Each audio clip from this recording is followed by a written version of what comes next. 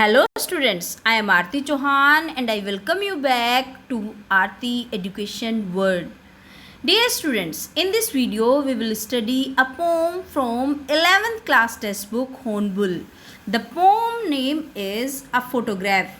जो photograph poem है it was compose by Shirley Toulson. जैसे कि नाम ही सजेस्ट कर रहा है फोटोग्राफ, तो ये पोम ही किसके बारे में, एक फ़ोटोग्राफ के बारे में है. और जो फोटोग्राफ है कुछ इस तरीके का है. 3 गर्ल्स हैं और उसमें जो पोएटिस हैं शर्ली टोल्सन, उनकी मदर भी है. चलिए थोड़ा सा पोम के बारे में देख लेते हैं कि क्या है.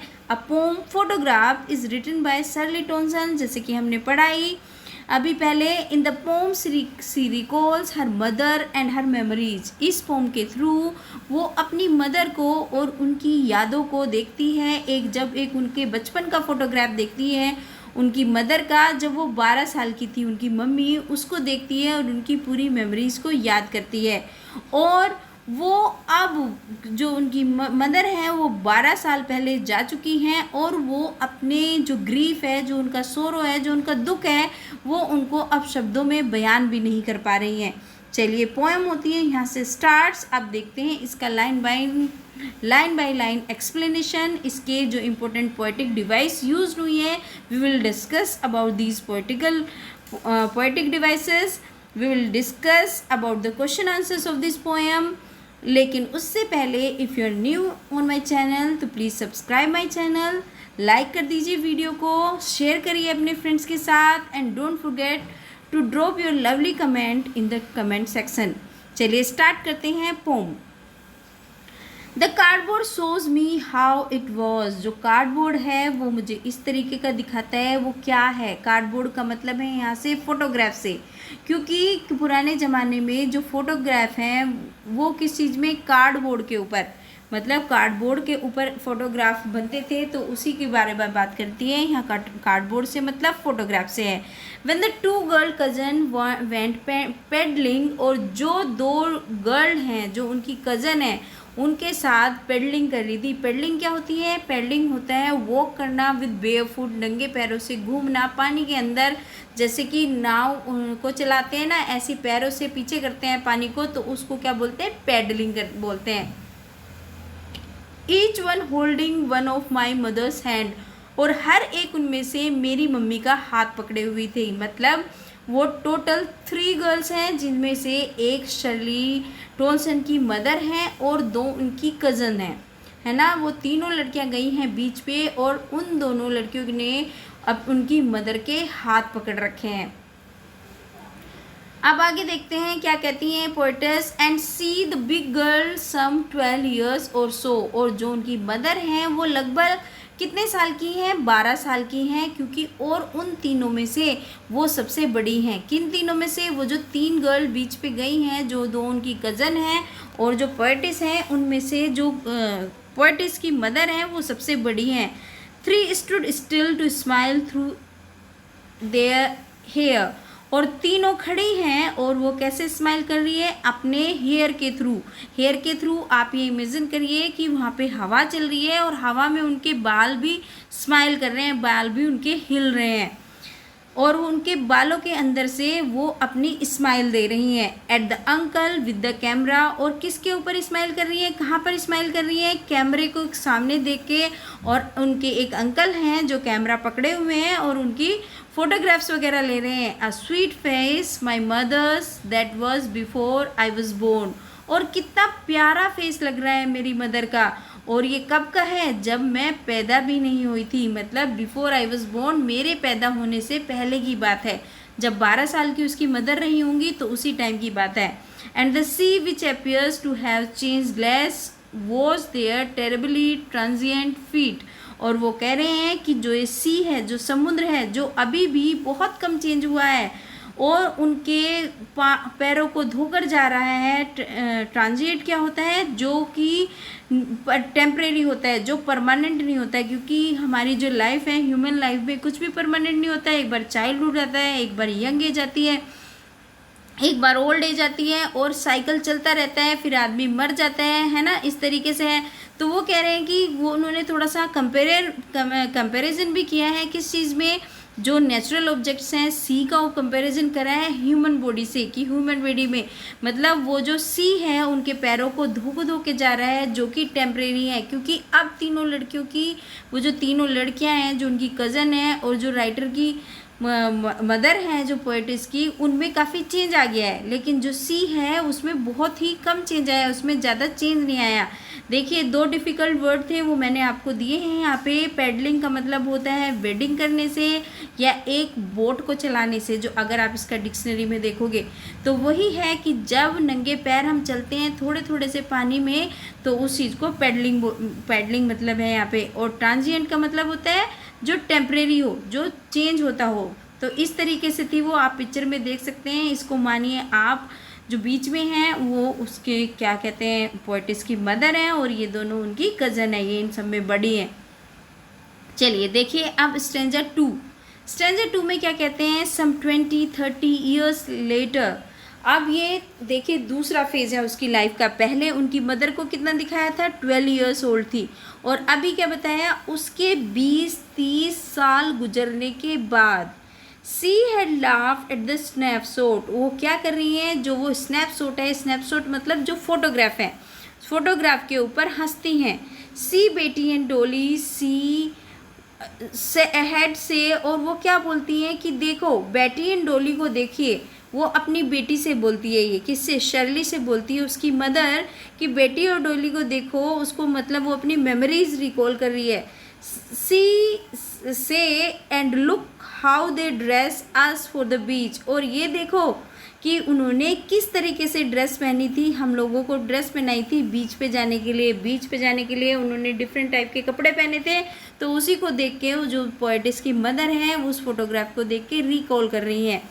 The C holiday was her past, और उसका जो सी के उनकी बिताई गई जो छुट्टियां थी, जो वो बीच पर गई थी, वो उनका अब पास्ट है। माइन इज़ हर डॉटर, और उनकी अब मेरा भी वो, माइन इज़ हर लाफ्टर, और वो याद कर रही हैं कि वो जो हंसी के बिताए हुए जो पल थे वो अब उनका पास्ट हो गया है। Both wry with the laboured ease of loss, और हम दोनों ही WRI it means disappointment, grief. अब वो कहते हैं कि हम दोनों ही लेबर्ड ईज ऑफ लॉस, ये देखो लेबर्ड का मतलब होता है संघर्षपूर्ण, बहुत परिश्रम करते हैं जिस चीज़ के लिए, और ईज होता है आसानी से। तो ये दोनों मतलब दोनों एकदम से कंट्राडिक्टरी वर्ड्स हैं यहाँ पे। तो वो कह रहे हैं कि हम दोनों, दोनों कौन, जो पोएटिस की मदर हैं और जो पोएटिस हैं, दोनों के दोनों पूरे डिसअपॉइंटमेंट में हैं। क्यों, उनकी मम्मी तो इसलिए देख के दुखी है क्योंकि उन दोनों के लिए इसलिए उसके है कि अब जो उनकी चाइल्डहुड की यादें हैं, उन मेमोरीज़ को देख के वो परेशान है कि देखो वो दिन आ नहीं सकते, वो उनकी मेमोरीज़ में खोई हुई है। और वो जो पोएटिस हैं वो इसलिए दुखी हैं क्योंकि अब उनकी मम्मा इज़ नो मोर, मतलब उनकी मम्मी अब इस दुनिया में नहीं है, तो उनको लॉस अपनी मदर का हुआ है, और जो उनकी मदर है उनको लॉस अपनी मेमोरीज़ का है। तो उन दोनों के ही लॉस की यहाँ पे बात करी गई है।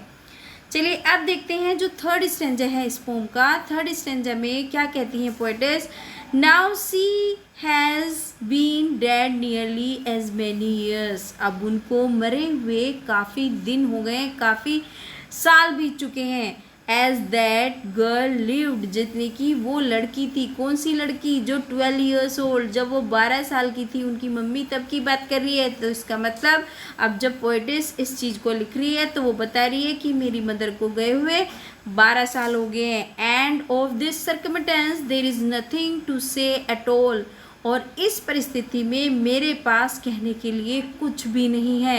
इट्स साइलेंस साइलेंस, और क्यों क्या है, केवल चुप है, चुप्पी है। क्यों, मतलब इतनी सैड है वो, इतनी ग्रीफ में भरी हुई है, केवल उनके पास सैडनेस है। अब वो कुछ नहीं कह पा रही है, वो एक्सप्लेन नहीं कर पा रही हैं अपने दुख को कि वो कितना दुखी हो गई हैं। तो स्टूडेंट्स आपने इसमें देखा 3 फेज दिखाए हैं जो लाइफ के, किस तरीके से एक फेज में दिखाया जब उनकी मम्मी 12 साल की थी, एक फेज दिखाया उससे 20-30 साल आगे का फेज जिसमें वो अपनी मेमोरीज़ को रिकॉल कर रही थी, और जो तीसरा फेज लाइफ का दिखाया 12 साल हो गए हैं उनकी मम्मी को मरे हुए, मतलब 12 साल के बाद जब उनकी मम्मी मर गई हैं, उसके बाद जो पोएटिस का ग्रीफ है इस पोएम के थ्रू शार्लेट टोल्सन ने दिखाया है। अब देख लेते हैं इसके इम्पोर्टेंट पोएटिक डिवाइसेस जो इस पोम में यूज़ हुए हैं। चलिए स्टार्ट करते हैं पहले स्टैंजा से। पहले स्टैंजा में देखते हैं, सबसे पहले तो इसमें हम देखेंगे कि इसमें यूज़ हुआ है आपका alliteration, figure of speech. Alliteration कब होता है?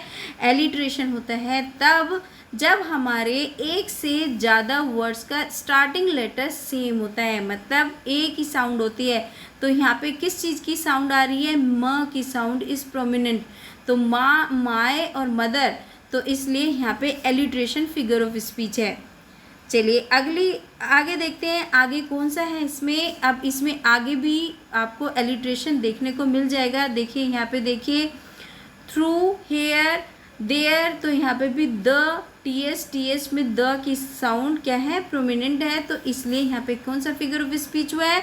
यहाँ पे फिगर ऑफ स्पीच हुआ है एलिट्रेशन, जो हमारा पहले यूज़ हुआ था।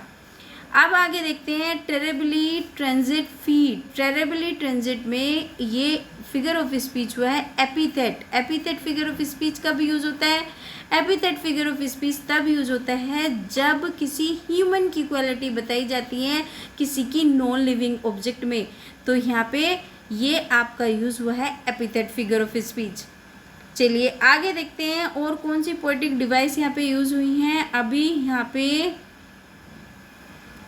लेबर्ड ईज, यहाँ पे भी आपकी पोएटिक डिवाइस यूज़ हुई है। और लेबर्ड क्योंकि इसका मतलब होता है संघर्षपूर्ण, बहुत कठिनाई से, और ईज का मतलब आसानी से, तो यहाँ पे oxymoron, oxymoron figure of speech हुई है। ऑक्सीमोरोन मतलब विरोधी, दोनों एक दूसरे के विरोधी शब्द है इन अ सेंटेंस। तो जब हमारा कौन सा होता है?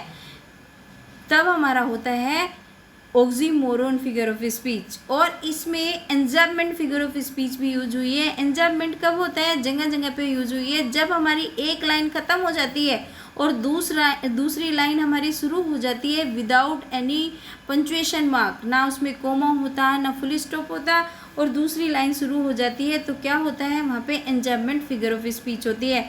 तो ये कुछ पोएटिक डिवाइसेस हैं इम्पोर्टेंट जो इस पोम में यूज़ हुई हैं। चलिए अब इसके क्वेश्चन आंसर्स देख लेते हैं पोम के। आप चाहें तो स्क्रीनशॉट ले सकते हैं। देखिए आप 3 क्वेश्चंस का यहाँ से स्क्रीनशॉट ले लीजिए, फिर उसके बाद आगे के क्वेश्चंस ये देखिए, आप 4 से 6 क्वेश्चन का आप ये ले सकते हैं।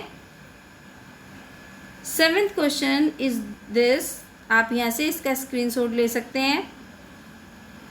अगर आपको मेरा पढ़ाया हुआ अच्छा लगता है और समझ में आता है तो प्लीज़ चैनल को सब्सक्राइब ज़रूर कर लीजिए और वीडियो को लाइक करना ना भूलना, अपने फ्रेंड्स के साथ शेयर करना, और अपने प्यारे प्यारे कमेंट, और आपको जैसा भी लगता है प्यारे, या मतलब आपको कुछ समझ में नहीं आता या आपकी कोई क्वेरी है तो आप कमेंट सेक्शन में दे सकते हैं, जिससे मैं आपकी जो भी प्रॉब्लम्स हैं उसको सॉर्ट आउट कर पाऊँ। Thank you.